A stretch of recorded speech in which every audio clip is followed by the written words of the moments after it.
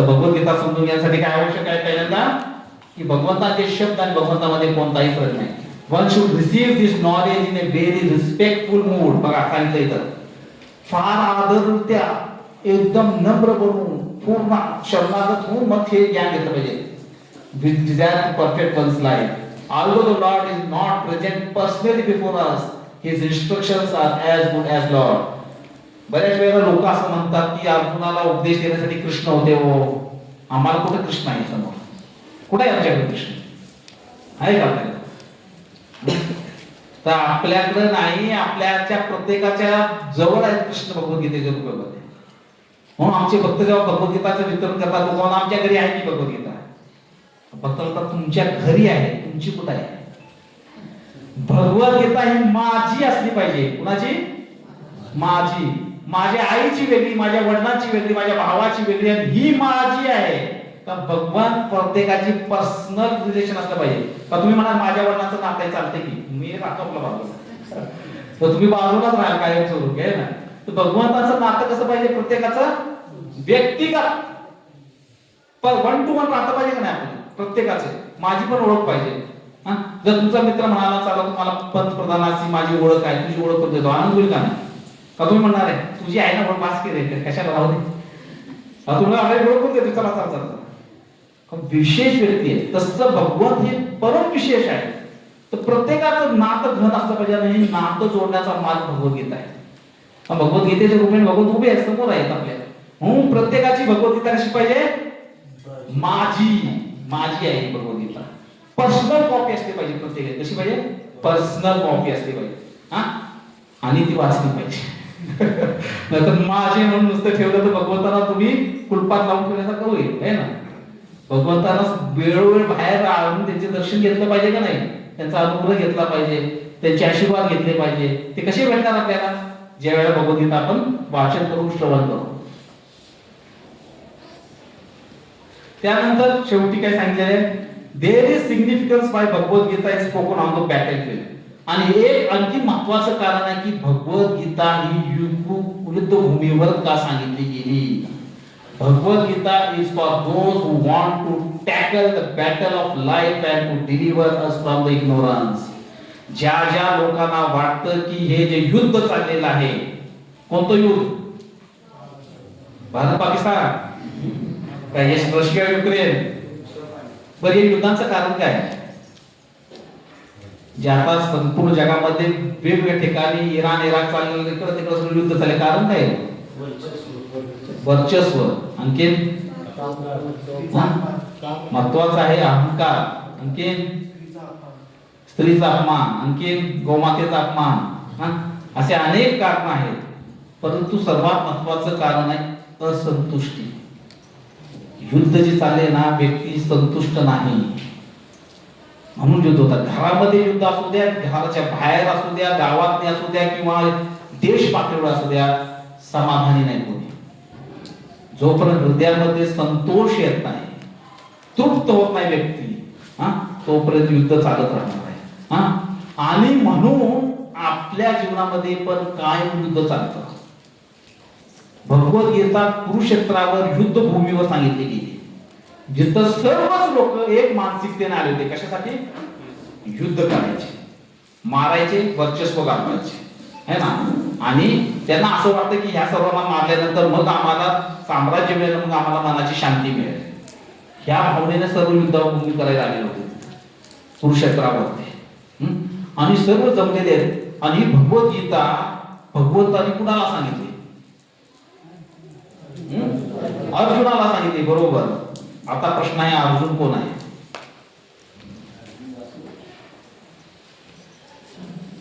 वासुर आहे गाईचं, बोलतात म्हणाले, ठीक आहे. अर्जुन कोण आहे? अर्जुन कोण आहे? भगवंताचा शिष्य आहे, बरोबर. अर्जुन कोण आहे? भगवंताचा सखा आहे, मित्र आहे. अर्जुन कोण आहे? भगवंताचा, भगवंत त्याचे सारखे, पार्थ सारथी. भगवंताचं एक नाव काय आहे? पार्थ. पार्थ अर्जुनाचं नाव आहे. का नाव आहे पार्थ अर्जुनाचं? का तिच्या आईचं नाव प्रथा होतं. कुंती देवीचं एक नाव आहे प्रथा, प्रथाचा पुत्र पार्थ. तर पार्थ सारथी म्हणजे कृष्ण आहे आणि पार्थ म्हणजे अर्जुन. अर्जुन कोण आहे? बोला पटपट. जसे हे डॉक्टर पण आहे पेशंटचे, हा, माताजींचे पती आहेत, मुलांचे वडील आहेत, एकच व्यक्ती आहे ना, पण वेगवेगळ्या भूमिकेमध्ये. तसेच अर्जुन पण वेगवेगळ्या भूमिकेत आहे. तर भगवंत अर्जुनाला कोणत्या रूपामध्ये भगवद्गीता सांगते? अर्जुन कोण आहे, कुठल्या व्यक्तीला भगवद्गीता सांगत आहे? दुःखी व्यक्तीला सांगत आहे, निराशी. अजून कोण?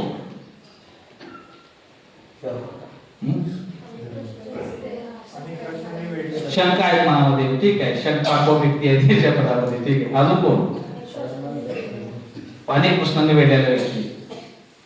अर्जुन कोण आहे? शरणागत भक्त आहे. अजून कोण? पुढे काय करायचं माहित नाही. उपाधी सांगा मला. जसं म्हणलं की वडील आहे, वडील एक उपाधी आहे, डॉक्टर एक उपाधी आहे, असं सांगा.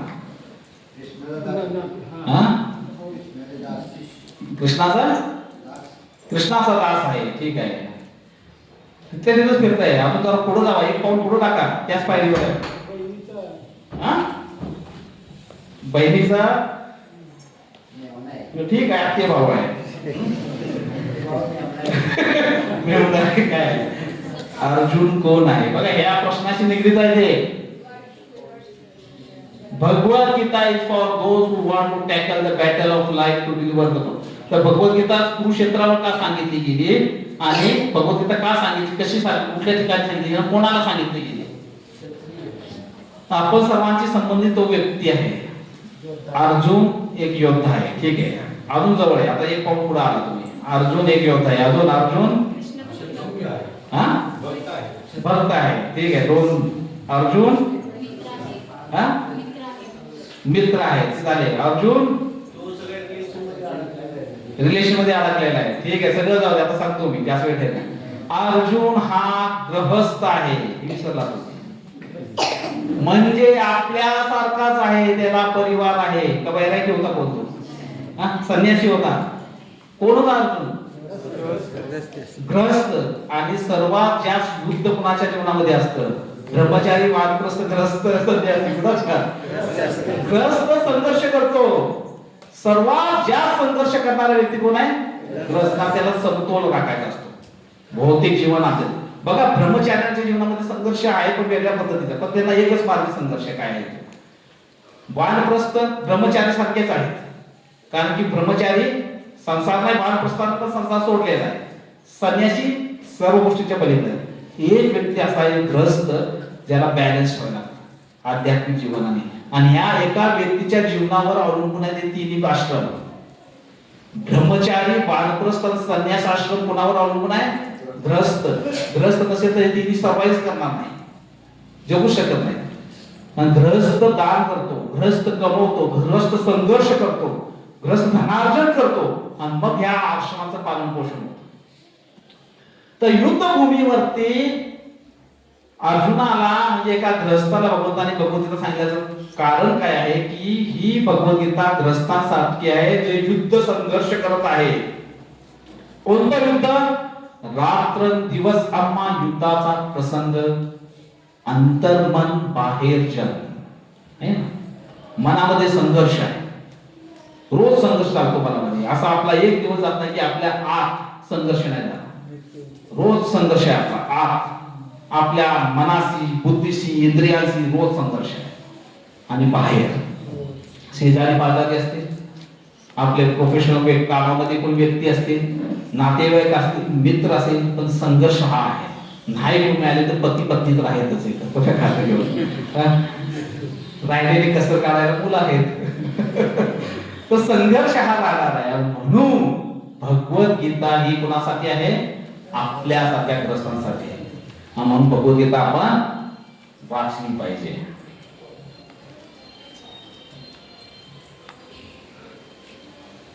आता ही भगवद्गीता समजून घेण्याच्या आपण गोष्टी आठ पाहिल्या. आता ही भगवद्गीता कुणाकडून श्रवण करायची हे पण फार महत्त्वाचं आहे. भगवद्गीतावर बोलणारे अनेक आहेत, जसं मी म्हटलं भगवद्गीता लिहिणारे अनेक आहेत, तसेच भगवद्गीतेवर कथा करणारे सांगणारे पण लोक अनेक आहेत. तुम्ही जाल तिथं सांगता हा आम्ही भगवद्गीता तिथं आहे. कुठले कुठले परिवार आहेत भगवद्गीताचे वाक्य सांगणारे, वेगवेगळ्या योगांना घेऊन सांगणारे आहेत. कोणी भगवद्गीताचा अष्टांग योग घेऊन सांगतो, कोण ध्यान योगावर सांगतो, कोण ज्ञान योगावर सांगतो, कोण कर्म योगावर सांगतो. तर भगवद्गीतेतून अनेक विषयाला उचलून त्याच्यावर विश्लेषण करणारे समाजामध्ये अनेक लोक आपल्याला मिळतील. मग आपण भगवद्गीता श्रवण कोणाकडून करायची? तर भगवद्गीता श्रवण करण्यासाठी पहिला मंत्र भगवंतांनी सांगितलेला होता, तद्विधी तद वचनार्थम स गुरुम एव वजात स्मित परिह श्रोतम धर्मनिष्ठम. In order to learn the transcendental science, one must submissively approach a bona fide spiritual master who is coming in disciplic succession and is fixed in absolute truth. तर हे क्वेश्चन मध्ये काय सांगितलेलं आहे की बोनाफाईड म्हणजे अधिकृत गुरुकडे गेलं पाहिजे. कसला गुरु पाहिजे? अधिकृत म्हणजे अधिकार प्राप्त, जो या परंपरेमध्ये येतो. कुठल्या परंपरेमध्ये? गुरु शिष्य परंपरेमध्ये. जसं श्री प्रभुपाद जे आहेत ते कुठल्या परंपरेमध्ये येतात? 4 परंपरा आहेत. ब्रह्मदेवापासून येणार, लक्ष्मी देवापासून येणार, शिवजीकडून येणार आणि चतुष्कुमारांकडून येणार. तर ब्रह्मदेवाकडून जी संप्रदाय येतो, जी परंपरा येते ती याला म्हणतात ब्रह्म. त्याचे आचार्य माध्वाचार्य म्हणजे मध्व, आणि गौड देशामधली म्हणजे चैतन्य महाप्रभू गौडीय संप्रदाय. तर आता हे ज्ञान प्रभुपादांकडे जे आलं, कसं आलं? परंपरेमध्ये आलं आहे ना, ब्रह्मबौद्ध गोडी. आता हे प्रभुपादांकडून ज्ञान कोणी घेतलं? आपण नाही, आपल्या पहिले कोणी घेतलंय? प्रभुपादांच्या शिष्याने घेतलं ना. प्रभुपादांनी ज्यांना ज्यांना दिलं आणि आता आपण पण घेतोयच. तर प्रभुपादांच्या शिष्याने घेतलं. आता हे त्यांच्या शिष्याकडून आपण झालं आपल्याकडे आलं. आपल्याकडून कुठं जाणार आहे? पुढच्या पिढीकडे. म्हणून लक्षात ठेवा, इथं बसणारा प्रत्येक व्यक्ती, इथं बसलेला प्रत्येक व्यक्ती किंवा तुमच्या आपल्या सर्वांची जबाबदारी आहे की हे ज्ञान आपल्याला जसं मिळाले तसं पुढे द्यायचे. काय करायचे? म्हणून प्रत्येक व्यक्ती इथं पुढे जाऊन काय झाला पाहिजे? भगवद्गीतावर भाष्य करणारा परंपरेतील आलेला व्यक्ती असला पाहिजे. इथं फक्त भगवद्गीता वाचून बसून घरी जाऊन झोपायचं नाही. आज संपूर्ण दिवस आपण इथं बसणार आहोत एकच कारणासाठी की हे ज्ञान अर्जन केल्यानंतर या ज्ञानाचा प्रचार झाला पाहिजे. काय झाला पाहिजे? असं नाही की व्यास आसनावरच बसून प्रचार होतो. 1 to 1 एक व्यक्तीला धरून आपण सांगू शकतो. उद्या जर तुम्हाला कोणी विचारलं की भगवद्गीता काय आहे, तर धड धड धड पटपट सांगता पाहिजे आमची भगवद्गीता हे सांगते. तर आपण खरे सनातनी आहोत, काय का नाही? तर परंपरेमध्ये आपण हे ज्ञान स्वीकार करायचे. म्हणून आपल्यापैकी म्हणून चैतन्य महाप्रभू म्हणाले, भारत भूमी ते हैल जन्म घ्या. ज्या ज्या व्यक्तीने बघा खास करून कुणाला सांगितले? पृथ्वीवर तर म्हणले, पण पृथ्वीवर नाही म्हणले. काय म्हणले? भारत भूमी ते हैल जन्म ज्या. जेव्हा कोणी भारत जन्म सार्थक करी. काय म्हणले? जन्म सार्थक करी म्हणजे स्वतःचा जन्म सार्थक करा. म्हणजे काय? हे ज्ञान प्राप्त करा. कर उपकार आणि मग हे ज्ञान तुम्ही दुसऱ्यांना द्या. तर दुसऱ्याला देणं पण तेवढंच महत्वाचं आहे जेवढं स्वतः ग्रहण करणे. काही लोक भगवद्गीता कीर्तन करतात पण त्यांनी स्वतःच वाचली नसते. आणि एखादा नौका विचारतो भगवद्गीतेमध्ये काय आहे नेमकं? काय किती अध्याय आहेत? अध्याय असतील 10-12. अरे म्हणजे तू वाचलंय नाही आणि तू आम्हाला म्हणतो वाचा, तुमचं जीवन सार्थक होईल. तुझं झालं का? म्हणजे आपण दुसऱ्याला कसं सांगू शकतो? नाही सांगू शकत. जोपर्यंत हे ज्ञान आपण आपल्या जीवनामध्ये आणलं नाही, आपण दुसऱ्याला काय देणार आहे? यद आचरती श्रेष्ठ म्हणजे आपण आपल्या जीवनामध्ये आचार ही प्रचार आहे. आपल्या जीवनामध्ये ज्ञान उतरवलं पाहिजे, मग संतानामध्ये आपण हे वितरण केलं पाहिजे. म्हणून हा आज एक दिवशीय कोर्स घेण्याचा उद्देशच हा आहे की तुम्ही हे जे बसलेले सर्व भक्त आहात त्यांनी आज हे भगवद्गीता आपल्या हृदयामध्ये समाविष्ट करून घेतली पाहिजे. आणि उद्यापासून लगेच ह्याचा प्रचार पण केला पाहिजे. जो भेटत त्याला सांगितलं पाहिजे भगवद्गीता काय आहे, किती सुंदर आहे. कसं आपलं जीवन बदलू शकते. तर फक्त श्रवण भगवद्गीता आपल्या जीवनाचं कल्याण करणारी नसावी, फक्त इतरांना आपण ते ज्ञान दिलं पाहिजे. आणि म्हणून आपण हे ज्ञान कसं घ्यायचे, परंपरेमध्ये. आता जेव्हा आपण प्रभुपादांकडून घेतो हे ज्ञान, प्रभुपादांची भगवद्गीता वाचतो, तेव्हा आपण परंपरेमध्येच आहे ना. कुठं आहे आपण? परंपरेमध्ये आहे. आणि परंपरेमध्ये आपली मतं न घालताच द्यायचे. नाही तर तुम्ही दुसऱ्या सत्रामध्ये ऐकलेलं असेल ते प्रभुपादांशी जोडून सांगाल तिसऱ्याला, तर तो अनर्थ होईल. जसं आहे तसंच जी गुरुनी सांगितलं. प्रभुपाद स्वतः म्हणायचे की मी परिपूर्ण नाही, मी परिपूर्ण नाही. प्रभुपाद परिपूर्णच होते, पण ते नंबर, परंतु मी जे सांगतोय ते परिपूर्ण आहे. काय आहे? कारण मी भेसळ करत नाही, म्हणून माझ्या शब्दावर तुम्ही विश्वास ठेवा. काही हे शब्द माझे नाहीत. कोणाचे शब्द आहेत? स्वतः भगवंताचे शब्द आहेत. तर आपण ही भगवद्गीता परंपरेमधील अधिकृत व्यक्तीकडूनच श्रवण केली पाहिजे.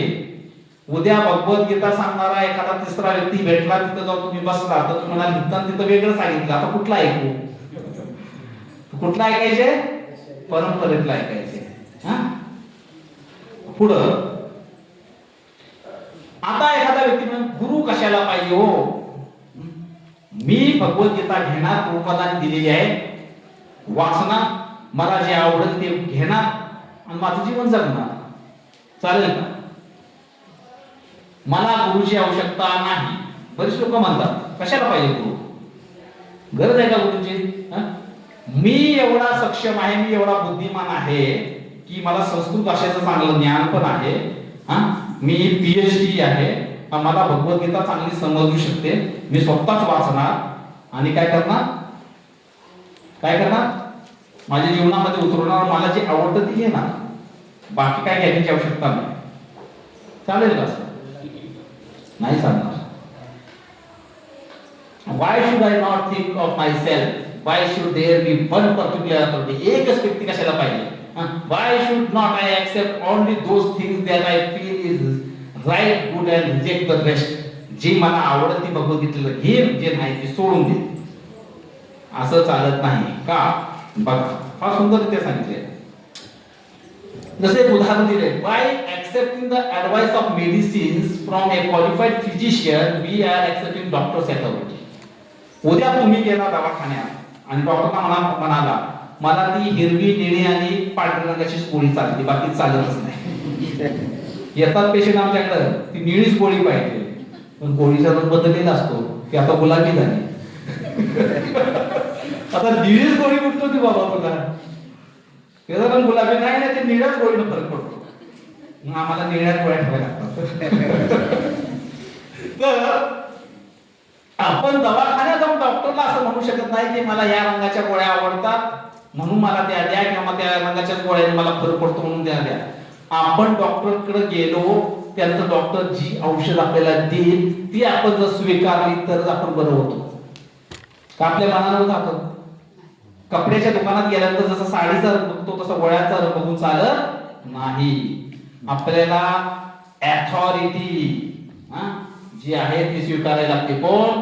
डॉक्टरच पाहिजे, फिजिशियनच पाहिजे, क्वालिफाईड फिजिशियन, बोलू डॉक्टर पण नाही.